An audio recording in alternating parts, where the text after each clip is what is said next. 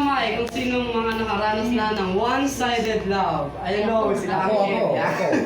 Isa lang yung minahal ko talaga. Yan, sila Uncle. Ang one-sided love. Nagmahal ka pero hindi ka mahal.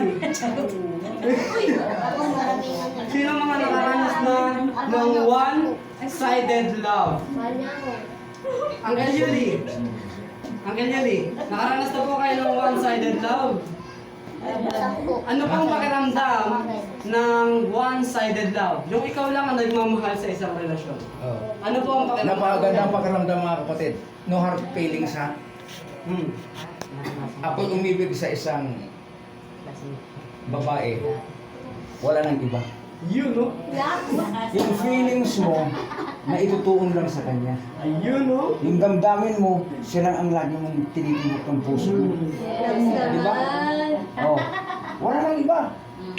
Kung pumasok ang ibang feelings mo sa iba, mahahati ang iyong damdamin. Two-sided na kayo. O kaya, bayo sa ating mga Adventist ng Christian, we must be one-sided. Kung ano, wala makaserve ng two master mga kapatid. We cannot serve two master. Yung ating paglilingkod na dalawa, Yes. isa lang dapat. Kung sino yung mahal mo, yun talagang mahal mo. Huwag mong hatiin kayo kung pamahal mo sa iba. Tulad ng iba na hinahati nila. Kaya yan lang aking kaunting elaboration sa tungkol sa one-sided love, Yes. Brother Ivan. Thank you for sharing, Uncle Yuli, na. So, anong mararamdaman nyo mga kapatid kung sa isang relasyon, yung minamahal nyo ay hindi kayo mahal at kayo lang ang nagmamahal? Anong pakiramdam? May sinasabi si Edes? May sinasabi si Edes? Ayan? Masakit. Siyempre masakit, di ba? Yung ikaw lang ang nagmamahal sa isang relasyon. So, alam nyo ba na ang Panginoon, si Jesus Christ, ay namatay para sa atin? Alam nyo ba yun? Alam nyo ba na bumaba siya sa lupa upang tayo ay matubos sa kasalanan? Matatawag ba yun na pagmamahal? Ang pag-ibig ni Kristo ay lubos at tapat. Ngunit, ang nakakalungkot, madalas ay hindi natin ito tinutumbasan. Napakalawak ng pagmamahal ni Kristo sa atin. Biruin nyo, isinuko niya yung kanyang pagka-Diyos, bumaba siya sa lupa para tubusin tayo sa kasalanan. Napakaraming temptation na dumating kay Jesus Christ nung siya ay nagkatawang tao. Napakalaki ng kanyang sinugal. Isipin nyo, bumaba siya sa lupa upang maging isang tao. Naranasan niya lahat ng mga hirap ng tao o higit pa ron. Maari rin siyang masama sa dagat-dagatang apoy. Alam niyo kung bakit? Nagkatawang tao siya, isinuko niya yung pagka-Diyos niya. It means, kung siya ay nagkasala, maari din siya na masama sa mga tao o dun sa mga anghel sa dagat-dagatang apoy. Maari siya na hindi mapasama sa akyat sa langit. Kahit siya yung Diyos. Pero napakatibay ni Kristo mga kapatid. Alam niyo kung bakit? Sa buong buhay ni Kristo, hindi siya nagkasala. Minahal niya ang tao. Mamamatay ka ba para sa isang tupa? Kaya mo bang iligtas yung pusa mo na masasagasahan sa kalye? Kung ikaw ay tao at yung pusa mo ay masasagasahan sa kalye, kaya mo bang magpakamatay alang-alang sa hayop na yun? Hindi. Hindi. But, si Jesus Christ, ang naliligaw na tupa, siya ay namatay para dun. Namatay si Jesus Christ para sa tupa na yun. Sino yung tupa na yun? Tayo. Tayo na makasalanan. Buksan natin ang ating banal na aklat sa Oseas 11 verse 8. Kung meron tayong mga Bible sa ating tabi. Sabi dito, paano kitang tatalikuran o Ephraim? Paanong ibibigay kita o Jerusalem? Ang puso ko ay nalulungkot at ang aking awa ay nag-aalab. Oseas 11 verse 8. Ano sabi ni Kristo? Ang puso ko ay nalulungkot At ang aking awa ay nag-aalab. Saan galit si Kristo? Saan galit ang Diyos? Sa tao ba? No. It's called divine anger. Galit siya sa kasalanan, hindi sa tao. Napakalino ng sinabi. Nalulungkot si Jesus kapag tayo ay nagkakasala. At ang kanyang awa ay nag-aalab. So biruin niyo kung gaano tayo kamahal ng ating Panginoon. Ang pag-ibig ni Kristo ay buong buo at walang kondisyon. Libre ang ano ni Kristo. Libre ang pagmamahal sa atin ng Panginoon.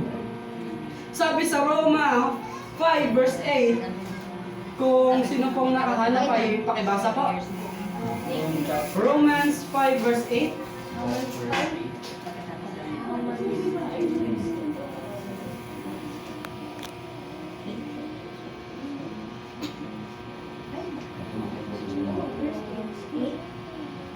Pakibasa po kung sino nakahanap ng Romans 5 verse 8. Datapwat ipinagtatagubili ng Diyos ang kanyang pag-ibig sa atin. Na anak tayo mga makasalanan pa, si Kristo ay namatay dahil sa atin. Amen. Sabi doon, pinatunayan ng Diyos ang kanyang pag-ibig kanino? Sa atin. Nung tayo ay makasalanan pa. Bakit noon? Noong tayo ay makasalanan pa. Kasi nung hindi pa namamatay si Kristo para sa atin, ay tayo ay makasalanan talaga. So si Kristo ay bumaba sa lupa, namatay sa cross ng Kalbaryo, tinubos tayo mula sa kasalanan. Namatay siya para sa atin. Sabi sa John 3:16, "For God so loved the world that He gave His only begotten Son, that whosoever believe in Him shall not perish, but have everlasting life." Biruin niyo mga kapatid. Sobrang mahal tayo ng Panginoon na tinubos siya tayo sa kasalanan. Sa simula pa lamang, ang pag-ibig ni Kristo ay hindi nakabase sa kung ano ang kaya nating ibigay. Hindi nakabase ang Panginoon kung ano yung ginagawa natin. Lahat ay mahal ni Kristo. Kahit yung pinakamakasalanan ng tao pa ay mahal ni Kristo yan. So, hindi yan nakabase kung tayo ay nag-church araw-araw. Walang pinipili ang Panginoon. Walang pinipiling tao ang Panginoon. Lahat yan ay mahal ng Diyos. Lahat yan namatay si Kristo para sa kanila. Kundi sa kung sino siya, isang Diyos ng habag at walang kapantay ng pag-ibig. Sa krus ng Kalbaryo, nakita natin ang sukdulang sakripisyo.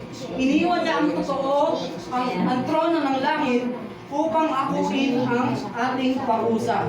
So dapat tayo yung nakapako sa krus eh. Dapat tayo yung nandun. Ang kaso, iniligtas tayo ni Jesus.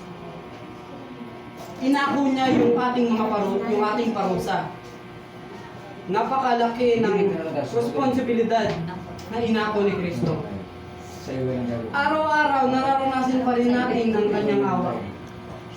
Mararamdaman niyo yan mismo sa inyong mga sarili. Kapag kayo ay lugmok, pag-pray nyo, at sinisigurado ko sa inyo na ang Panginoon ay sasagot at sasagot. Paano? Through devotionals. Kaya ang devotional ay napakahalaga. Ang bawat hininga ay paalaala na kanyang biyaya. So sa pagising pa lang sa umaga, dun pa lang, nararanasan niyo na yung awa ni Kristo.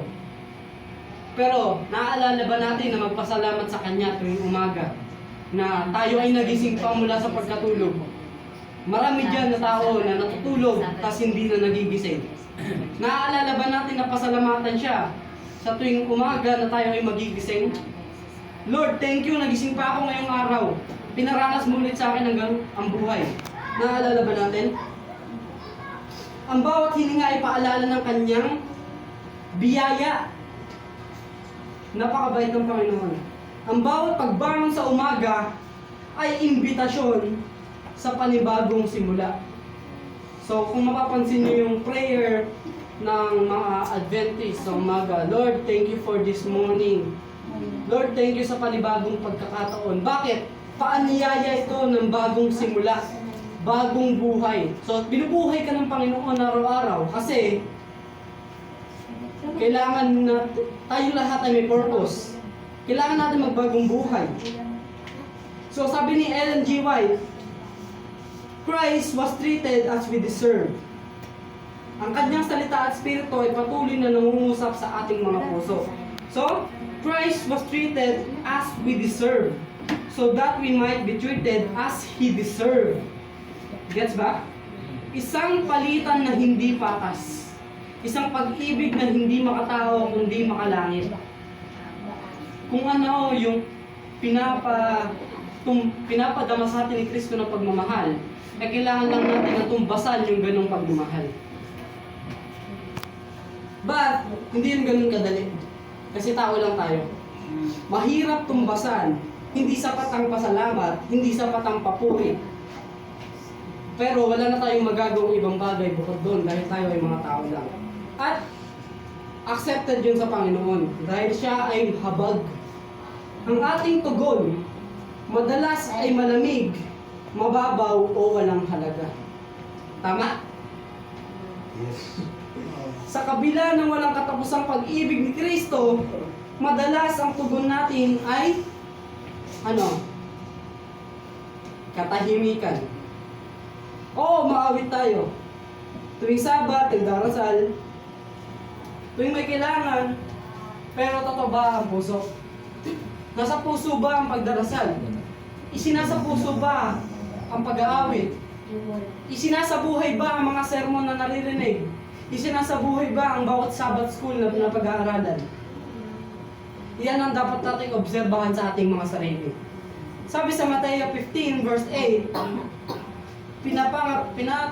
pinararangalan ako ng bayang ito ng kanilang labi, ngunit ang kanilang puso ay malayo sa akin.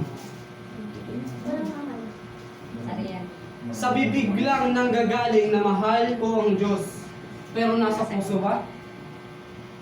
Obserbahan natin ang ating mga sarili. Kasi baka mamaya ay daily church na lang ang pagpunta sa simbahan. Kasi baka mamaya hobby na lang ang pagbabasa ng Biblia. Baka mamaya ay parang hobby na lang rin ang pagdarasal tuwing kakain. Obserbahan natin ang ating mga sarili. Isipin ang isang lalaking 5 taon nang nanliligaw. One-sided love. Araw-araw siya nagdadala ng bulaklak, sinusulatan ng tula, pero minsan ay hindi man lang siya pinansin. Masakit? Masakit. Masakit. Ganyan ang larawan ng pag-ibig ng Diyos sa atin. Madalas ay one-sided. Andyan yung pagmamahal ng Panginoon.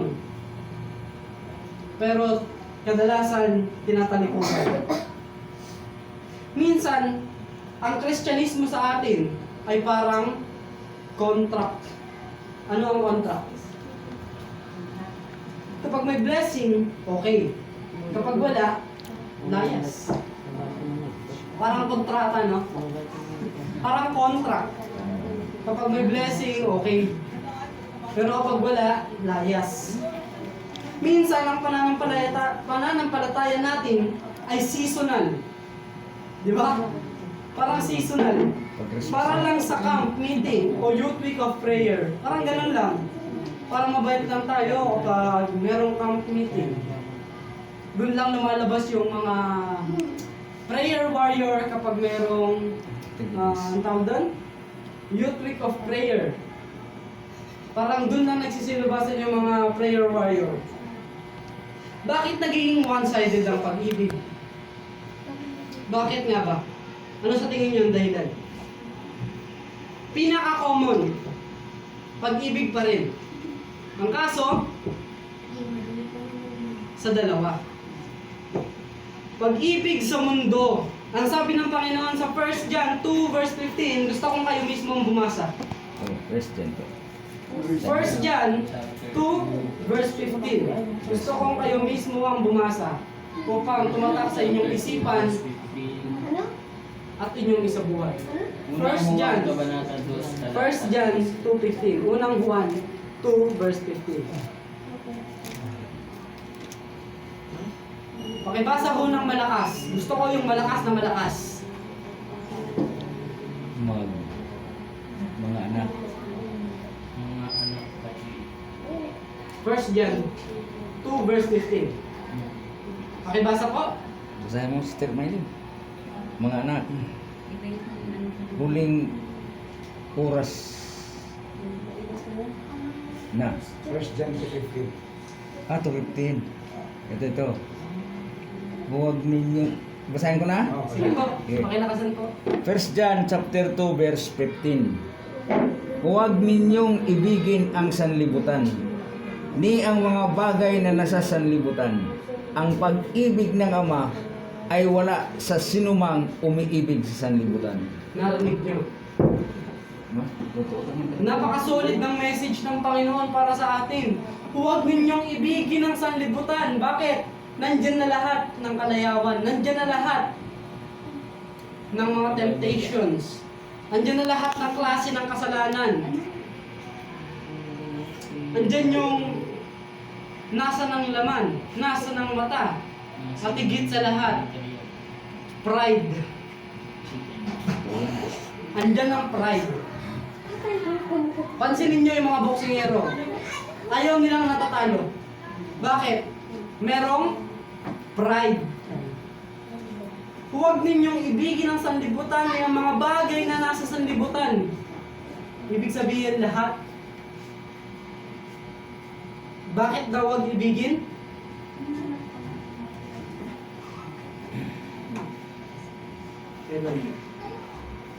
Bakit daw huwag ibigin? Kasi ang pag-ibig ng Ama ay wala. wala sa inyo kung kayo ay umiibig sa sanlibutan. Ang mundo ay may sariling alok, kasiyahan, kayamanan, kasakitan, kasikatan. Nandyan na lahat. Isang magandang halimbawa ay ang Hollywood. Pero lahat ito ay panandalian. Hindi natin matatanggap ng buo ang pag-ibig ni Kristo kung puno ang puso natin ng pag-ibig ng ibang Diyos. Pwede natin gawing Diyos ang pera. Yung mga taong laging iniisip ang pera. Yung mga tao na laging pinoproblema yung pera. Sabi ng Panginoon, seek ye first the kingdom of God and His righteousness, and all these things shall be added unto you. So wala kang dapat ikabahala. Wala kang dapat na ipagdadala sa kakainin mo bukas o mamaya. Kasi sabi ng Panginoon, unahin mo siya at lahat ng iyong pangangailangan ay daragdag na lang sa Kanya. Amen. Ano pang ibang Diyos? Cellphone. Minsan, pagising sa umaga, parang automatic na inaabot yung cellphone.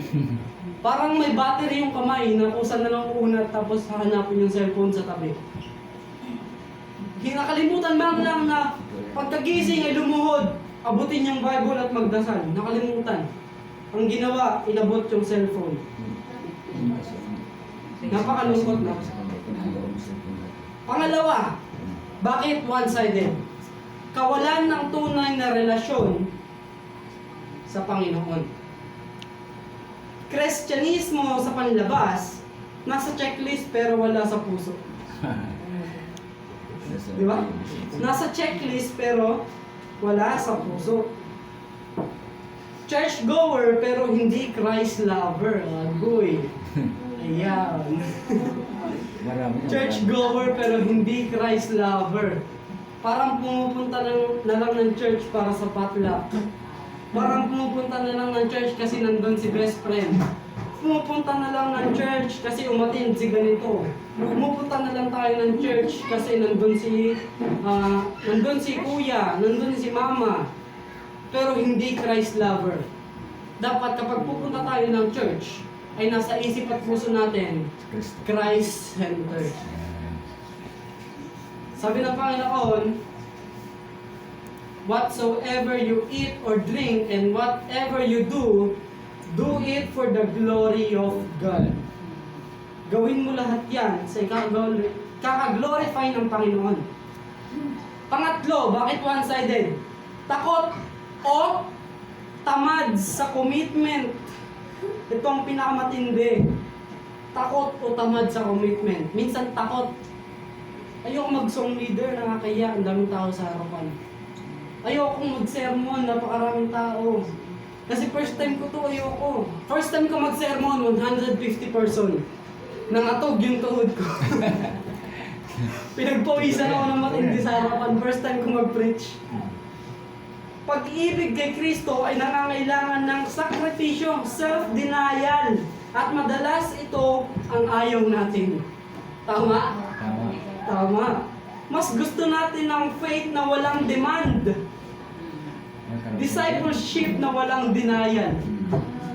Matatawag ka bang disciple kung walang denial? Sabi ni Kristo, makikilala kang disciple niya sa pamamagitan ng iyong character. Bakit? Kasi nakikita yung character ni Kristo sa character mo. Kaya kailangan ng self-denial. Gusto natin ng faith pero walang demand. Ano yun? Discipleship na walang denial. Pwede ba yun? Pwede. Pwede yun. Ang kaso, hindi Christ-centered. Pwede yun. Kung sa self-interpretation nyo. Ang kaso, nakikitaan ka ba ng character ni Jesus Christ kung walang denial? Kung iniisip mo lagi ang sarili mo, nakikita ba sa'yo ang character ni Jesus Christ? O sabihin natin walang denial at walang demand. Nagpipreach ka sa harapan. Gusto mong ma-apply ng mga tao yung tinuturo mo. Ang kaso, hindi nakikita sa'yo. Halimbawa ako, nag-preach ako ng about health. Ang kaso nakita nila, umiinom ako ng alak. Susundin ba nila yung tinuro ko? Ay, ikaw nga umiinom ng alak eh. Ba't namin susundin nila? Di ba? Ganun din. Kailangan nakikita sa'yo kung ano yung tinuturo mo. Maraming tao ang hindi nagbabasa ng Biblia. Anong binabasa ng tao? Karakter. Character. Ang galaw ng tao ang binabasa. Hindi mo naman pwedeng ipilit sa isang tao na, uy, magkaroon ka naman ng time sa Panginoon, magbasa ka ng Biblia mo. Hindi mo naman pwedeng sabihin ganun. Ang pinakamaganda, dapat, yung gusto mong iparating sa Kanya, nakikita na sa galaw mo. Amen. Nakikita na mismo sa'yo. Pang-apat, bakit one-sided? Ano ang gagawin ng pag-ibig ni Kristo sa kabila ng ating pagwawalang bahala?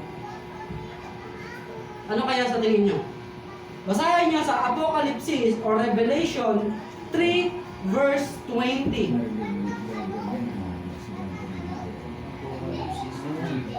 Sabi diyan, ano ang gagawin ng pag-ibig ni Kristo sa kabila ng ating pagwawalang bahala? Pakibasa sa Apocalypse 3 verse 20.